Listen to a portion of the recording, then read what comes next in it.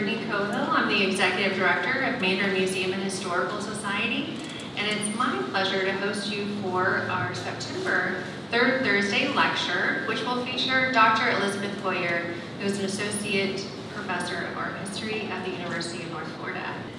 Now, if you've had the opportunity to see Memphis Wood Revisited, the exhibition. Oh, good. So I would like to thank a couple of people associated with that. Of course, Dr. Heuer, who you will hear from this evening. She is co-curator of that exhibit, as is Nofa Dixon, who is in the front row as well. So those two were invaluable as we put that exhibition together.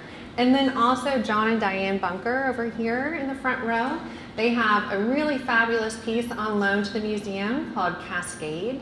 And we are so thankful that they loaned that for the exhibit, as well as the University of North Florida and Venus Shimmer loaned pieces for that exhibition. So without further ado, I mentioned Venus Shimmer. I need to give a shout out to Vina. Long time Mandarin area resident and a fabulous artist. And our next art exhibition, which opens on Thursday, October 10th, with a wonderful opening reception, is Evolution in Clay, a Venus Shimmer retrospective. And so we're really excited, and Nofa and I and Vina have been working on that exhibit, and it's going to be fantastic. So Thursday, October 10th, mark your calendars for that opening reception. You can find us on Facebook. Who's on Facebook? I know you are. Mandarin Museum and Historical Society on Facebook. We put all of our events there. You can also find our events at mandarinmuseum.org online. And following our presentation this evening, if you would please fill out a program survey, because I know you're going to love it. And so go ahead and fill out that survey either in paper form, or we have a QR code in the back. And the results of those surveys we use for our grants, our grant writing and reporting. So we thank you for helping us out with that. So, Dr. Elizabeth Heuer, she is an Associate Professor of Art History at the University of North Florida, and she is a professor of primarily 19th and 20th century American art. And her scholarship covers a wide range of themes, such as Southern regionalism and corporate patronage, tourism and the arts, and postcard studies. She is the author of the collection catalog, The Jacobson Collection of American Art, published in 2022. And as I mentioned, co-curator of Memphis Wood Revisited, among a number of things that she does in addition to that. And so it is my great pleasure to introduce Dr. Elizabeth Heuer this evening. Thank you.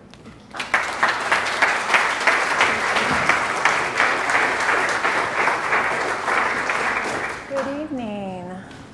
Can you all hear me okay? No. She's very tall, isn't she? Better? A little bit better? Okay. I think once I get going, hopefully I'll project a little bit more. Well, good evening. Thank you all for joining us this evening during this discussion about Memphis Wood.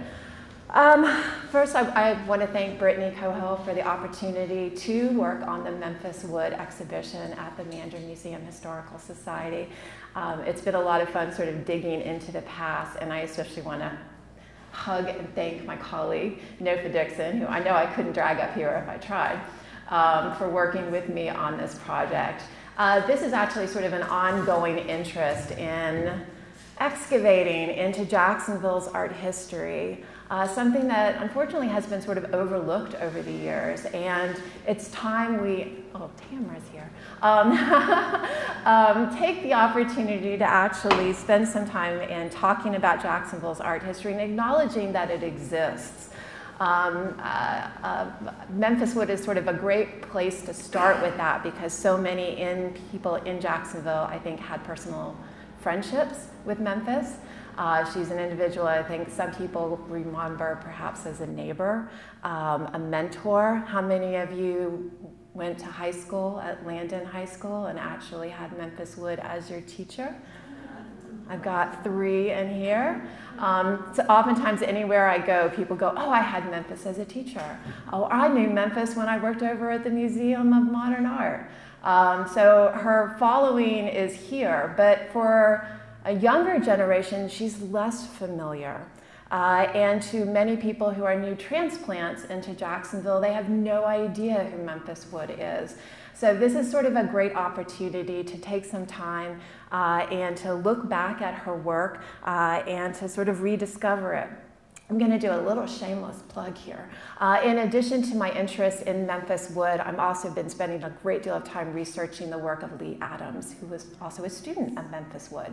That has proved to be a little bit of a challenge, so I'll ask you all to also ask people that you may know. I am looking for the original paintings by Lee Adams at the watercolors, and if you happen to have one or know somebody that has one, call me. Or catch me after the lecture. I would love the opportunity to speak with you and to try and track more of these down as I spend some time, particularly on his early works, the tropical pieces that he did when he was down in Honduras. Okay, so to go ahead and get started, as Brittany indicated, the Mandarin Museum has a wonderful sampling of works from Memphis Wood's career.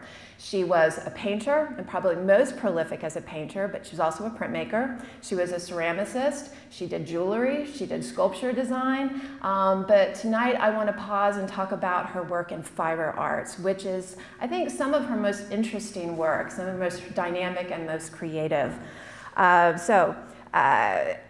Those are works that are in personal collections, as we know with John Bunker's lend of the Cascade piece, but also in private corporate collections.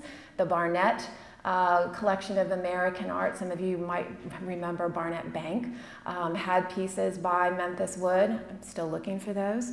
They're also in institutional collections, such as local museums, the Museum of Contemporary Art, and the Jacksonville Art Museum has several also that I have recently rediscovered, and of course also located pieces in churches throughout the community, as we'll sort of talk about. So while she is referred to as Jacksonville's first lady of the arts, which is what she was once named, Memphis Wood was actually born in Tukwila, Georgia. She was born into a poor rural community, and despite this, her mother actually stressed the importance of getting an education. At a very young age, she and her siblings were taught that you need an education. Even as young women, if you marry, you need education so that you can support yourself if you absolutely need to. So very sort of progressive and forward thinking, not just for Tukwila, Georgia, but frankly for the United States in the 1920s. And Memphis Wood took that to heart. As a young girl, she made plans to go to college at age 18, 17, when she was a senior in high school, is when she actually began to develop her earliest interest in art. She had no real exposure to it before that. It was sort of a chance meeting of some ladies walking down the street. They were carrying oil paintings with them.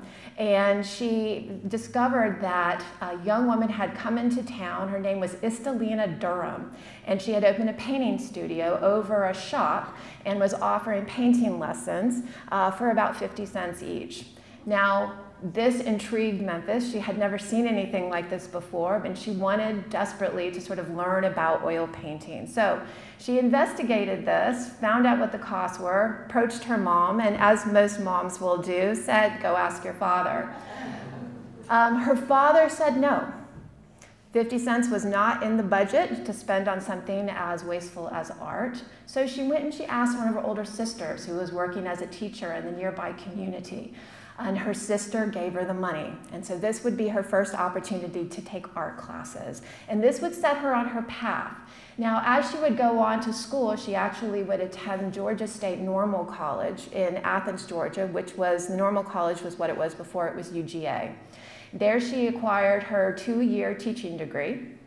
And later, she would return, earning her 4-year Bachelor of Science in Education, and then in 1947, she earned her Master's of Fine Arts from the University of Georgia. After she received, well, during her time period receiving her degree, she still carried that love of art. She couldn't get an art degree, but she could get a degree in teaching, and she could take classes in art. Now, unfortunately, they only offered 2 classes. They offered a class in drawing, and they offered a class in art history. She took both of them. That was enough information that she was determined to incorporate that information into her class lectures and her curriculum after she left the college and began her career as a teacher. Now, her career in Jacksonville would begin, and there's some dispute here. I've seen as early as 1927, more often around 1928-29. She would arrive in Jacksonville after completing a couple of short jobs up in the North Carolina area. When she arrived in Jacksonville, she was hired by Landon High School. They hired her to be Duval County's first full-time art teacher. And so this was an astonishing opportunity for her to not worry about teaching the math and the sciences and the English, but just to focus on art. And I brought in a yearbook photo. So this is from 1939, Landon High School yearbook. And I don't know if the prompt, can you all see? There we go. Okay, so here's Memphis right here. And if you've got really good eyesight, mine's fading daily. Right back here, you'll see a little face popping over the top of a drawing board. That's Lee Adams. Lee Adams is a student in her class there. Another well-known individual who's one of her students was, of course, Bob Broward, a notable architect. And they, of course, collaborated on a piece that we'll be talking about a little bit later. Now, off to the side here, just a photograph, or excuse me, an image of changing classes, which was one of the studies that she did while she was, of course, as a teacher at Landon High School.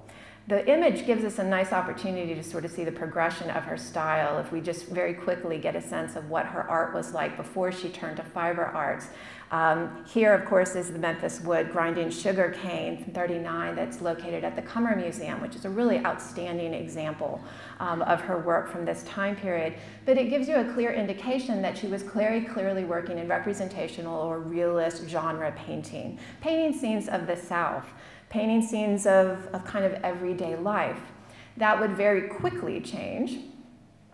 Her art would transition towards non-representational and abstraction, working with bold colors.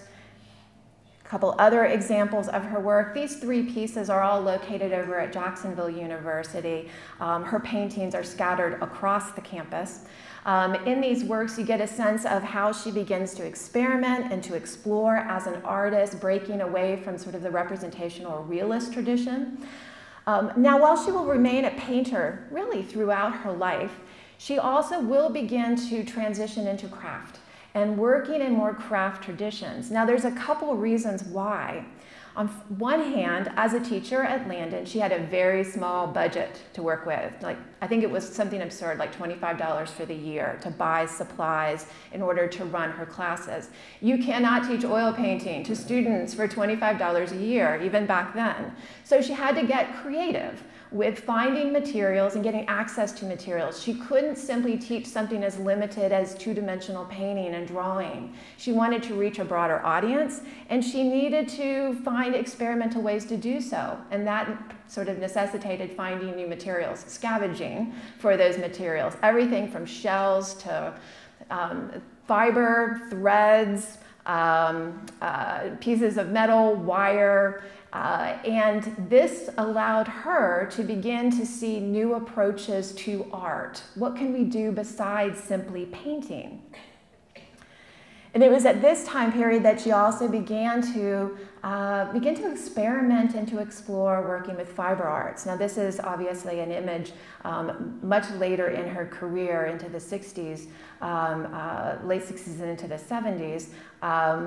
But in addition to this exploration that she begins to do with materials with her students, she also begins to push her own work. She herself begins to experiment with craft. She begins to experiment with stained glass.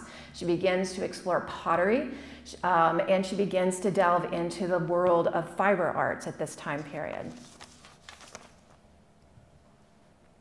Now, this exploration happens to coincide with the emergence of America's studio craft movement. And this is a movement that was extremely important to this development that she would begin to explore. Now, the studio craft movement has a number of different sources of inspiration to be aware of. First off, the woman's image that you see to your left is Elaine Webb. Elaine Osborne Webb would be actually then the founder of the American Craft Council, establishing it in 1943. She was one of the pioneers and great promoters of the craft tradition. It was with her promotion that we have the establishment of Craft Horizons, which would be the first journal, sort of the voice of craft production. Published in the 1940s, the Craft Horizon then was the opportunity to feature discussions about techniques, promoting artists, exhibitions, discussing what craft was, and basically circulating this information across the country to help educators and teachers, as well as artists, and promote these ideas. You also had the establishment of what was called American House. Now, this was a gallery that was established in New York City, and the American House was established essentially as a venue to sell crafts that were being made in rural communities to a New York audience. These were all efforts to break down that historical boundary that has existed between the so-called fine arts and craft. Craft is not new in the post-war time period. I think we all know that. The arts and crafts movement, of course, existed in the 19th century and into the early 20th century. So what was different in the post-war era with what we call the studio craft movement? What was different was this desire among these artists to enter into the fine art realm, to break these boundaries down and to begin to question, well, what is the difference between a designer, a craftsman, and a fine artist? And Elaine Webb would be responsible for sort of driving these ideas. Now, in addition to her efforts with sort of promoting this craft tradition, the other element that you can't ignore at this time period is the issue of the GI Bill and soldiers. Here, oh, I'm sorry, sort of skipped over this one. This is the establishment of the Museum of Contemporary Crafts, also Webb's,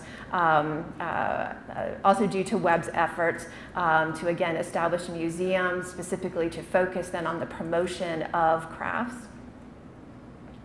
But the GI Bill at this time period becomes really sort of also very interesting. This is a photograph of William Daley, who served during World War II, and the pottery that he would produce in the years after coming back from the war, as well as Ramona Solberg, who is a notable jewelry creator for this time period. You might be thinking, what does the GI Bill have to do with craft in America? Actually, there's a lot to do. When we think of the GI Bill, we of course often think of this legislature the signed bill by Roosevelt to then provide funding for veterans coming back from the war. Gave them the opportunity then to go to school, to study and to train. A lot of these veterans actually began to pursue an interest in craft. And you might think, well, how did that happen? Brigadier General Frederick Osborne, the brother of Elaine Osborne Webb, he put into place what was referred to as the Army Arts and Crafts Program. And it was a program designed to provide creative experiences for soldiers in the war. It would provide them some art therapy, if you will. And it also was intended to sort of boost morale among the soldiers. So a lot of these soldiers already had this sort of built-in interest and desire to create and to produce. And coming back from a war where they have been exposed to the horrors of war, the idea of focusing on creation the production of something. That was something they wanted to pursue. So artists such as William Daley, Ramona Solberg, another name that might be familiar to some of you, Peter Voulkos, the very famous potter, also from the GI Bill, would study then and train in pottery. Now, in terms of fiber arts and the development and interest of fiber arts, which is sort of a branch within the development of the studio arts movement, we have to talk about Anni Albers. It all really starts with her in terms of the developments of modernism and fiber arts. Albers, a German artist, she studied and trained at the Bauhaus in Weimar, Germany. She enrolled in classes in the 1920s. She did not go there to study textiles. She went to the Bauhaus. She wanted to study glass design. Unfortunately, however, as a woman, she was restricted in the classes that she could take. She was told that the only workshop that she would be given access to was the textile workshop. This frustrated her. In interviews would refer to, she did not want to study what she called threads because she thought threads were sissy work and she wanted nothing to do with it. She wanted to study design and she wanted to study in glass. But she realized that the only way to stay at the Bauhaus was to stay in the textile workshop. So what she decided to do was to accept the challenge of threads. What can I do with threads? How far can I push threads? So here you see her working at her loom, and this is actually a fabulous image. It sort of ties into something that she talks about in her own work, that she plays the loom like she plays an instrument. The works that she creates during the time period, and she will work in Germany creating textiles until they leave. Leaving Nazi Germany, they relocate in the US. She settles in the US with her husband, Joseph Albers, which is a name that I think is also familiar to some of you. And she takes a teaching position, teaching textiles at Black Mountain College. Black Mountain College, like Penland College, these are strongholds of the craft tradition. And this is one of the ways that sort of the ideas of craft, of course, are being disseminated across the United States at this time period. Now, Anni Albers' work that she creates is intentionally exploring color relationships, just like her husband, Joseph Albers, was interested in studying color and theories of color. How can we use color to sort of push and pull? How does color rise or fall? You see this in her work. She's interested in exploring rhythmic patterns, syncopation of rhythms. She's interested in playing with geometrical patterns, and she's also interested in playing with more sort of expressive and lyrical designs. And both of these examples, the one from the 20s as well as the one from the 60s, I think you sort of see this transition that she is making and creating works of art that almost intentionally are designed to look like two-dimensional abstract paintings. Other works by Albers, this is titled Six Prayers. This was actually a commissioned piece for the Holocaust Museum that she created, and it was designed to actually become an elegy to the Holocaust and the atrocities of the Holocaust. In the close-up, the detail that you see, it gives you an opportunity to see the pattern that she has woven into these pieces. The intention that she has here is to push the idea of textile and weaving and to think about it in the way that we might think about text. She sees textiles as having the ability to communicate, that they should be read, that they are communicating whether you know what the words are or not. The intention is to communicate. I've brought in some examples of other examples of textiles. Many textile artists are looking at non-Western cultures to find inspiration. So examples of kente, in the bright reds and yellows, I'm sure some of you are familiar with. In the centerpiece, you see an example of Polynesian tapa cloth, and to the far side, you see an example of Kongan kupa cloth. All three of these combine then these sort of abstract patterns. All three of them communicate information to their communities. Those are patterns that are instantly recognizable and read. They carry symbols, they are embedded with their heritage, and they communicate information, in some instances proverbs, about that community. Anni Albers saw textiles as having that same ability to communicate ideas and to communicate, not necessarily in a text way, but to have that sort of narrative quality to it. Well, Anni Albers opens the door to textile artists in this sort of studio time period. In terms of Memphis Wood, Mariska Karasz's work was extremely influential. Mariska's work would be seen by Memphis Wood when she was, I believe it was summer of '58. She was on summer vacation off from school, and she had attended an exhibition of Mariska's work. And from that point forward, she was hooked. That was what she noted as being sort of that lightning strike for her.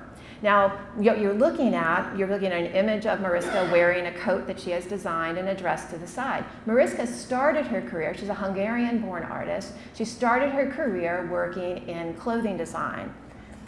She was inspired by Hungarian folk embroidery, and she would incorporate these patterns into her clothing.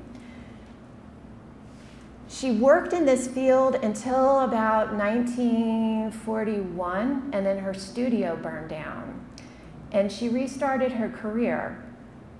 When she restarted her career, abstract expressionism, Jackson Pollock, Willem de Kooning, the abstract expressionist movement was beginning to take hold in the United States. She was living in New York, she was aware of these new movements of art, and she saw an opportunity. She wanted to figure out, how can I liberate traditional, what she called stitchery, and how can I turn that into something more fine art and avant-garde?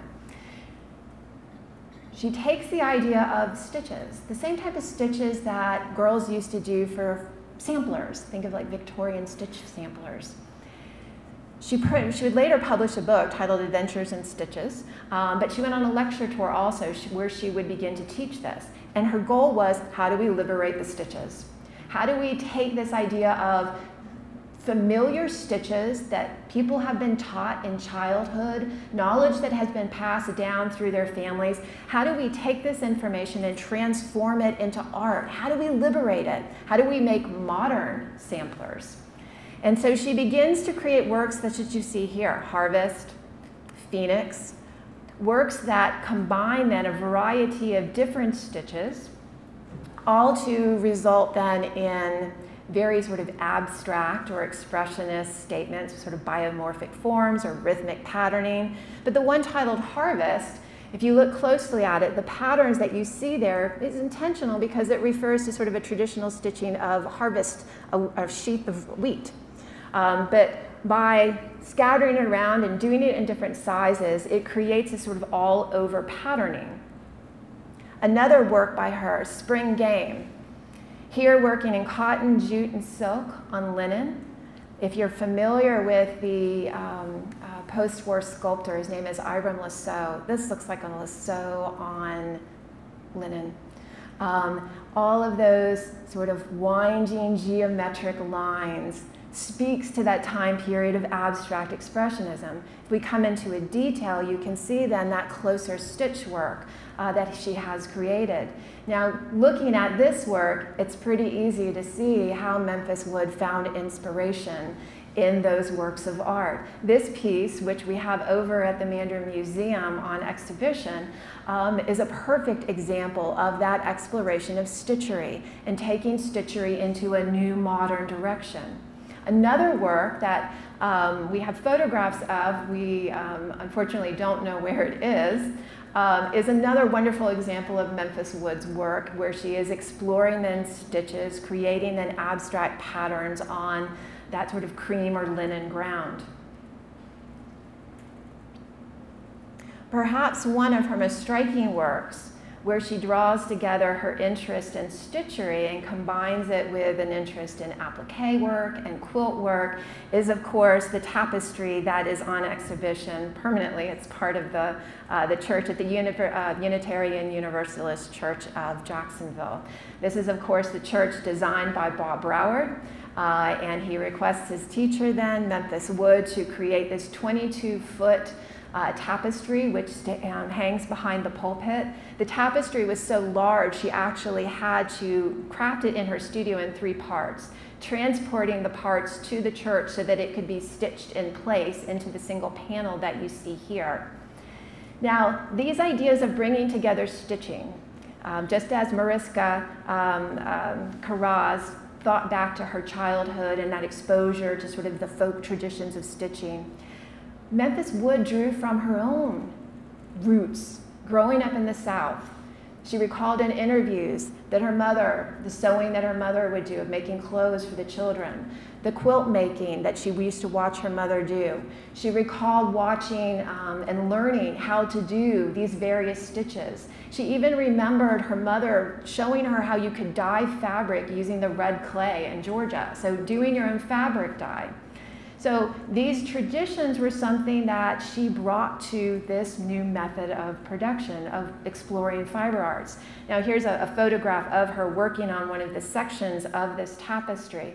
The tapestry, I have some details here. You can see it's not easy to get in a full image. Combines then the stitch work with the use of applique, which is of course a quilting method. Her focus here is the incorporation then of obviously abstract images, in particular focusing on circles. The view that you have here shows you how then you would be able to see the tapestry with the landscape of Strawberry Creek from the church off in the distance. So you have this sort of wonderful relationship between the natural space outside and the tapestry that she has created.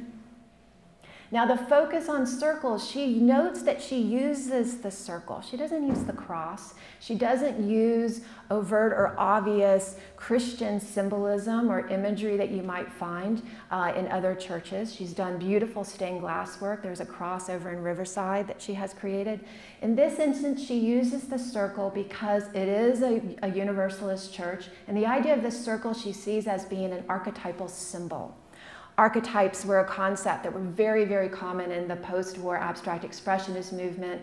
The idea of the archetype coming from the teachings of Carl Jung. They're universalist images or symbols that across time and across region, everybody can recognize a circle. Circle refers to a cycle, it refers to the sun, it refers to the movement of nature and the world. It's something that appeals to everybody, and it's language that everybody can understand. Now, the last artist I wanted to bring into the conversation was Sheila Hicks. Sheila Hicks, without question, is right now the most important fiber artist working in the field. She's obviously the youngest of the 3 that I've sort of brought together in comparison with Memphis Wood's work.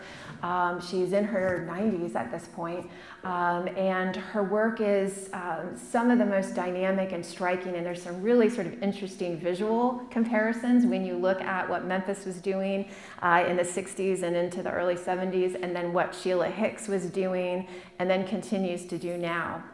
So Sheila Hicks is an American-born artist. She hails from the Midwest, but she spent a great deal of her time actually in Mexico and in Central America. Many of these textile artists are fascinated with the textiles that were coming out of Central America.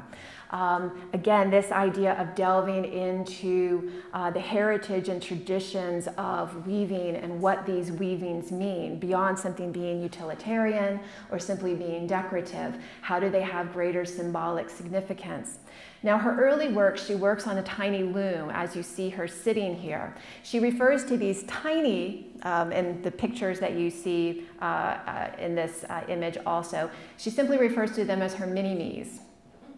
And they are small weavings where she incorporates bold color, bold patterning. They're woven on a loom. And then the bottom portions of at least the orange one, you can see how she begins to free the object from the loom.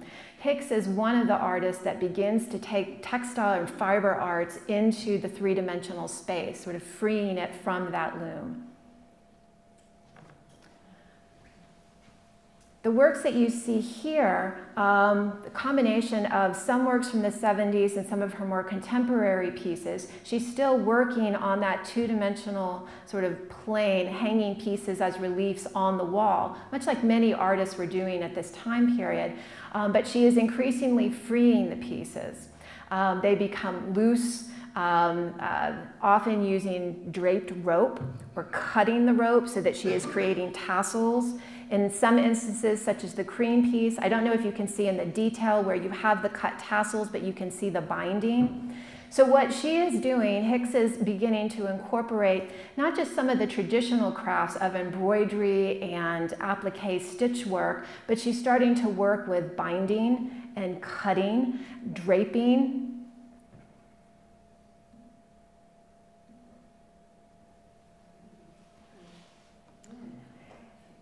In the 70s, making round sculptural pieces that you see here, with strong similarities with some of the work that Memphis Wood starts to do, as we'll see. This is one of her contemporary pieces. She refers to these as her calligraphs. They are text to her. They are writings on the wall, ongoing texts. They are often bound of found materials, taking the fabrics. In one instance, she made one of these, collecting together nurses' uniforms from the time period of COVID, taking those, dyeing them, cutting them, twisting them, and then creating then a piece using them. The meaning then becomes part of that material. Whoops. Here's a detail of these pieces.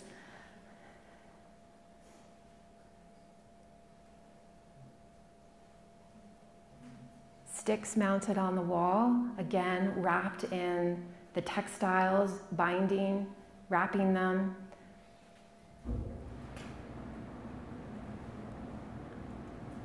But doesn't Memphis do it first? These pieces, I have to confess, are some of my favorite pieces by Memphis Wood. The wall pieces that are done with the bound jute, I think, are easily my favorite. Unfortunately, the slides don't do them justice in terms of the scale. We're often talking about pieces that are between 10 and 12 feet in length. Many of these pieces were part of corporate collections, such as the Barnett collection, as well as the Stockton Land collection. And so they were designed to hang in corporate offices. Now, when we think of corporate art, particularly in the 1960s and 1970s, corporate art had a tendency to follow the main trends coming out of New York. Often minimalism, hard edge abstraction. This was art that was intended to be sleek, sharp.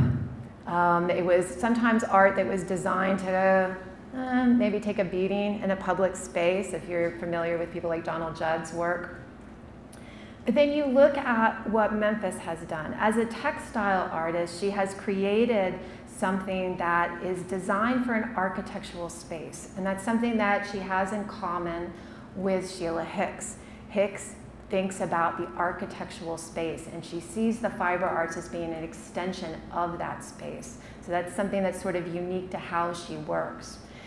She's not creating something that exists in and of itself, but rather, how is it going to be interacted with? How is the light going to hit it? What is the size of the room? Where is it going to be seen? Are people going to be walking past it? Are they going to be approaching it from the front? In thinking about these things, you also have to think about what Memphis was thinking about with her design of these objects as they hang on a wall. Now, I brought in a comparison. It may not be a fair comparison. Another famous sort of favorite artist of mine, Frank Stella. Okay, take Frank Stella's hard edge abstraction. Love these pieces. I love them. But think about what Memphis was doing. She was softening the walls. She was thinking about movement. She was thinking about color. She was thinking about, now, how can I create a work of art that works or blends in with the space as it stands, but how can I transform that space to give it warmth, to give it humanity? How do I transform the white cube, which was what most sort of corporate buildings were becoming at that time period? In keeping this in mind, this play of color, the texture, the movement, the smell of jute. Some of you are aware when those new pieces are made, they have a smell. The other thing that we often don't consider is how it affects the sound in a room. And this was something that she was thinking about. This is something that Sheila Hicks thinks about when she creates a piece, is how does it also transform sound? How does a fiber art piece actually transform the entire space and your experience of that space? How does it give it humanity? And how does it become something familiar in this sort of cold, isolated corporate space? Because after all, isn't that what fiber arts is? It is familiar. Isn't that the reason that it has not fully been embraced by modernism and the avant-garde? Because maybe it's too familiar. It's something that we all wear. It's something that we sleep under. It's something that we sit on. It's everywhere. So how can it be as unique as fine art? But that's sort of the beauty of fiber arts, is that it has the ability to unite us. It has the ability to be familiar to all of us. It has the ability to sort of transcend and to engage us in a way that maybe hard edge abstraction can't. This is another example of one of the large-scale pieces that she created using the rope and looking at these. She's very aware, obviously, of the relationships of color to create these abstract geometrical patterns, but they don't have the hard, sharp edges of some of that hard edge abstraction. But it also has that subtlety of rhythm. And I also, when I look at these, I also think of the sense of music, particularly when you're thinking about how Anni Albers was thinking about the music, the rhythms, how you can create some subtle sort of harmonies and syncopation in there to create a little extra visual interest, all while sort of transforming the space. Now this piece actually was recently discovered, and I have Jacksonville University to thank for this. I actually visited Jacksonville University in the spring, and I was sort of combing through offices looking for Memphis Wood's pieces and Charlie Brown's pieces, and the new curator that they had hired had come from Colorado, so he had no idea who Memphis Wood was. And I said, you know, do you have any of those fiber pieces? He was like, I have no idea what you're talking about. I got an email from him about a month later, and he said, is this what you're looking for? I said, yes. I said, what's the title of it? Tell me about it. He said, there's no artist name associated with it. There's no title. There's no information. We found it wrapped up in cloth down in the bottom of the Jacksonville University Library. He said, so I'm glad that we know something about it now, and hopefully we can get it out and get it up. And it's one more piece that we're lucky to document. But it's sort of an ongoing hunt for these pieces. And the more we're able to rediscover them, the more we'll begin to sort of piece back together Memphis Wood's story. So many of these pieces are missing. She was so prolific. Where are they? How many of you have one? Call me. So I hope tonight we've sort of had an opportunity to reintroduce Memphis Wood, to remind some of you that knew her the first go-around, hopefully to gain a little greater insight into fiber arts and where she fits within the traditions of fiber arts and the studio art movement. So often when people see these pieces, they're like, oh, macrame, 1970s. No, no, no. These are as important as any of the sculptures and any of the paintings from that time period. And we do need to start putting in an effort to actually begin to record them and to document them and to look at them a bit more closely. And in doing so, we're also, of course, looking into Jacksonville's art history and recovering that information before it's lost. Because one of the things I've become very aware of, I grew up in Jacksonville. I actually grew up down the road down in Switzerland, Florida.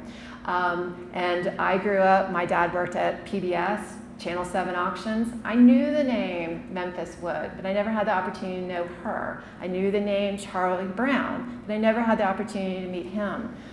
But what happens when that generation that did know them and did collect those works of art, what happens when they're not here anymore? So, part of my goal with these lectures is to remind people and to get people talking again about these artists and looking for them and starting to share this information. So I hope sort of cracking open Jacksonville art history, we're starting to do that a little bit. Again, please reach out if you know where some of these pieces are, and the Lee Adams stuff too. Call me. And I thank you all. And of course, if anybody has any questions or insights, I'd be happy to sort of open the floor up. No?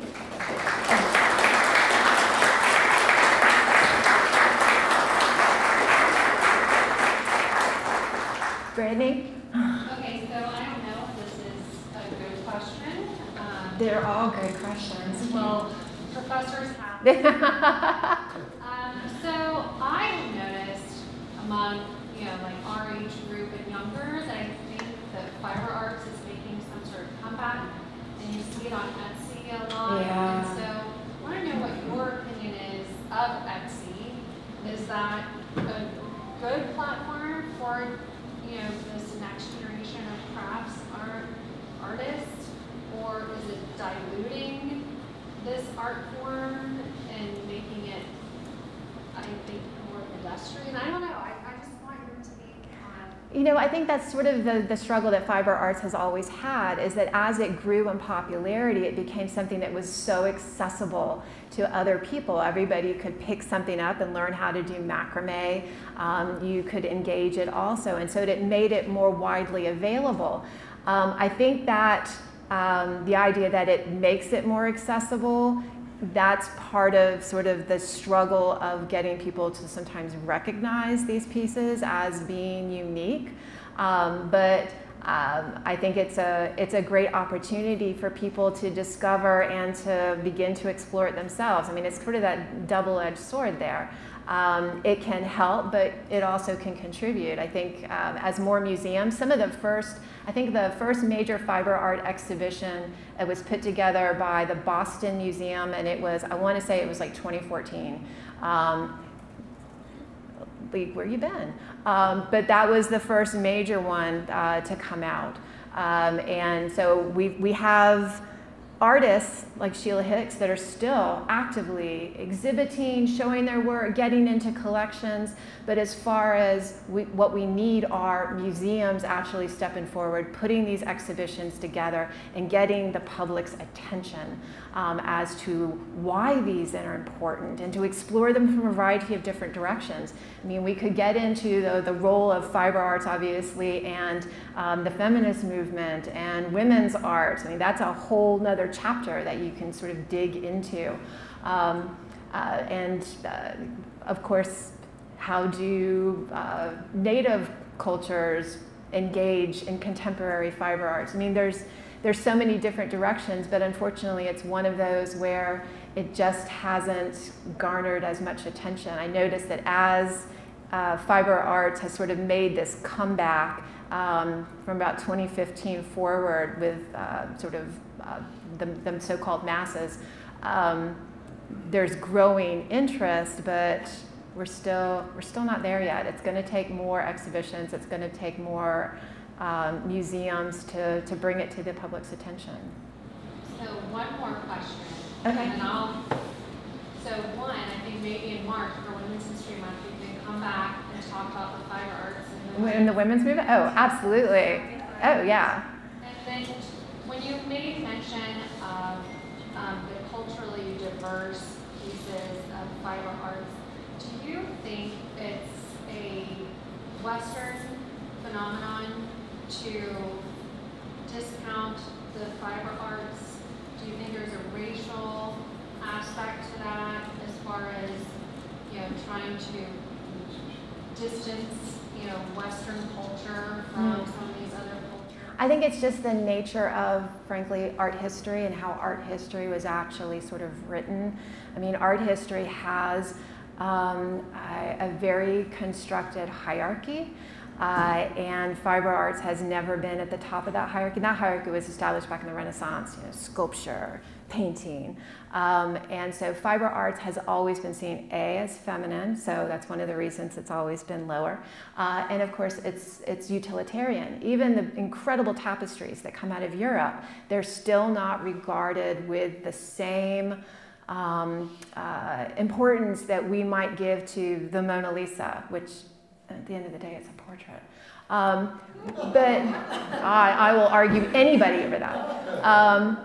But yeah, I think it's the nature of that, of how we have given importance. It's part of how art history is. And you have to remember, in these cultures, they didn't have the tradition of art that we have. That's been imposed upon them. So these were objects that were, yes, they were utilitarian, but they're part of their heritage, their communication, they're associated with religion, they can be associated with wealth and gifting, and they have all of these sort of multivalent layers that we tie to them that we don't necessarily tie, or at least we haven't perhaps excavated enough into our own textile tradition in the United States yet.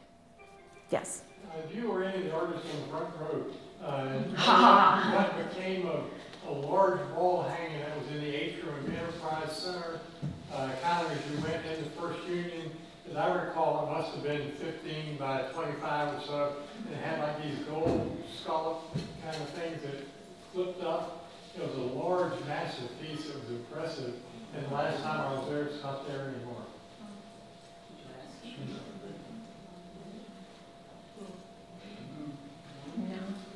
No.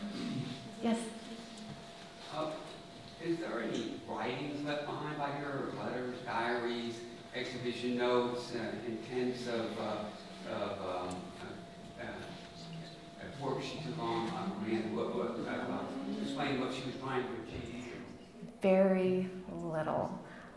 We've recently had the opportunity that some surviving family members, her grandniece, correct, traveled down and brought with her scrapbooks that belong to the family. And so we've had the opportunity to start to go through those.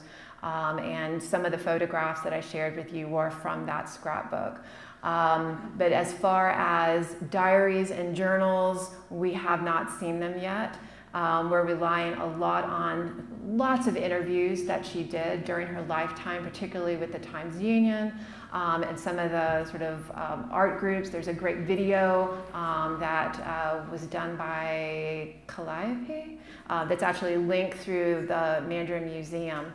So unfortunately, we have scraps.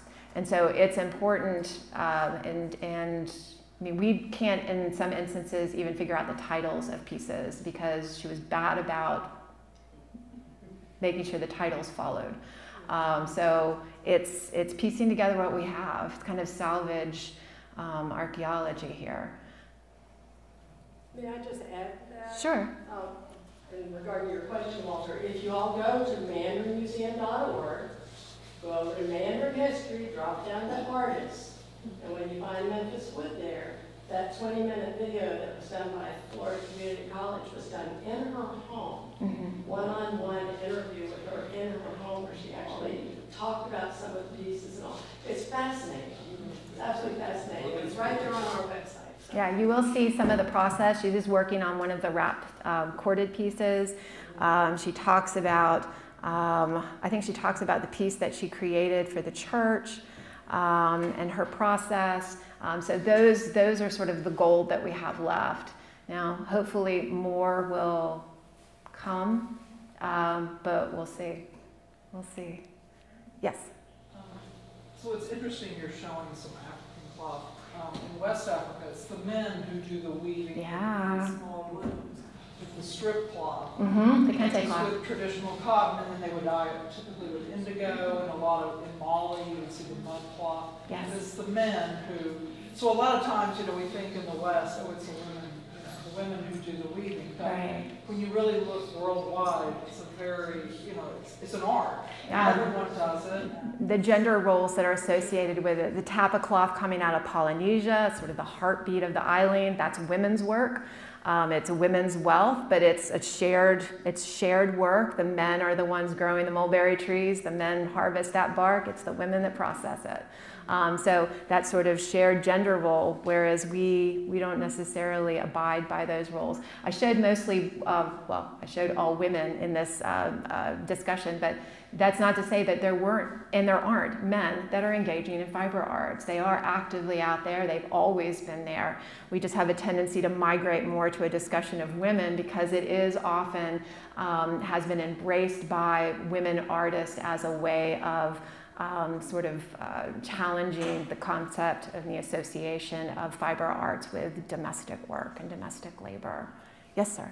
The last two pieces that you showed you said were quite large. And Yes. Is there a desired distance that you're supposed to see, or did she have intended different messaging or different feel of the closer you get, the further? I think it's both. I think from far away, obviously, is the only way you're going to see that really strong representation of the diamond or the circle in it.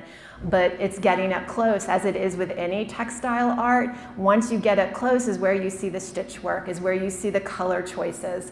It's where you have that sort of tactile experience. You have a sense of the yarn and the jute. So there's a different appreciation. If standing back from it, it reads like a hard edge abstract work. However, once you get closer to it is when you smell it, you can see it sort of move and vibrate a little bit. You have more of that sort of immediate sense and experience of the object. What are the considerations in preserving and caring for works like this? I know they're kind of out there. I mean, are they sitting in sunny windows or? That's a great question.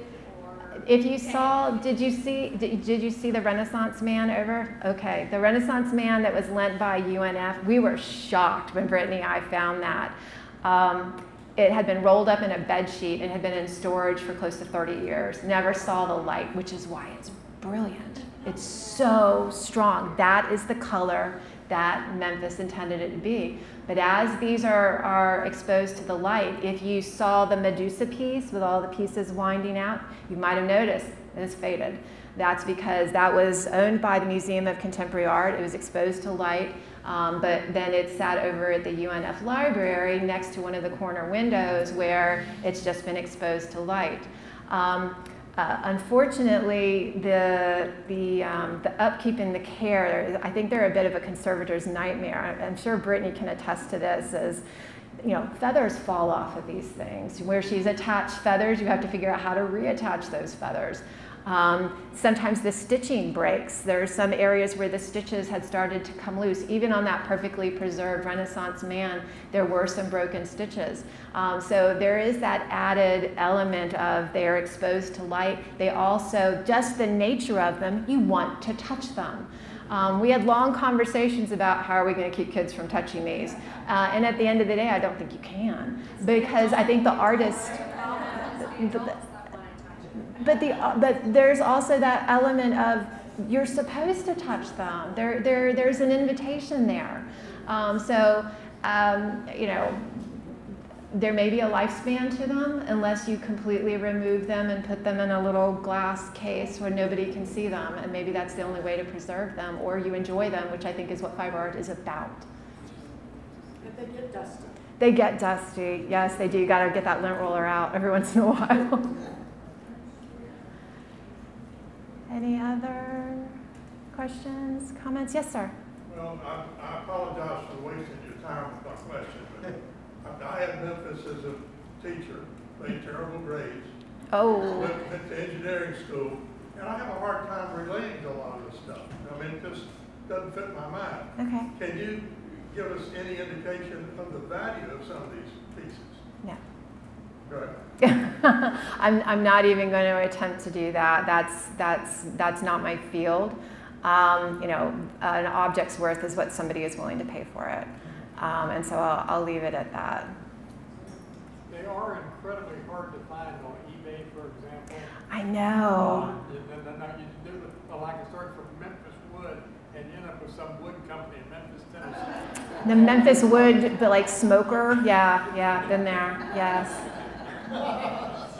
And then there was my colleague Scott Brown, he's actually a medievalist, but I've changed him into a fan of Memphis Wood. He actually found one at an auction up in Atlanta and recently acquired it, and now it's in his office. He bought it over the summer. So they do pop up, I think, in smaller auctions, and sometimes people find them at estate sales. They're out there, but oftentimes people don't know who it's by, and that's kind of part of the problem, is that if there's not good documentation that goes along with it, you know, they change hands and we don't know. One of the funny things we found out when one of the grandniece came was that her name is actually Memphis, Tennessee. Yeah. Or her name is Tennessee. I never knew that. Yes, Memphis T. Woods. Well, thank you all for coming out on your